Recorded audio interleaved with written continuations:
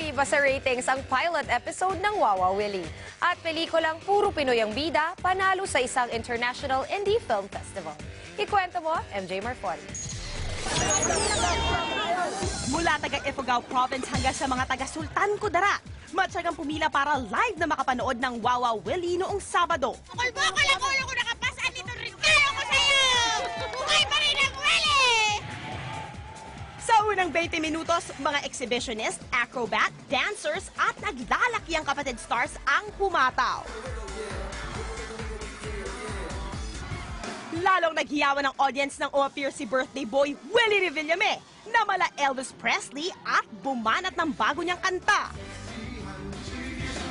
Ipinakilala ang co-host na sina Grace, Camille, Lovely, RC, Ava at sina Mariel at Ethel na nagpapalbugan pa sa hiritan. Ilang noontime show mo na ba to?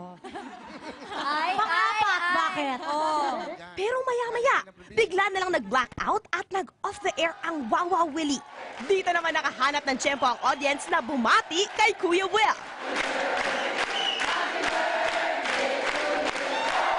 Pagbalik sa ere, Kaya niyo yun?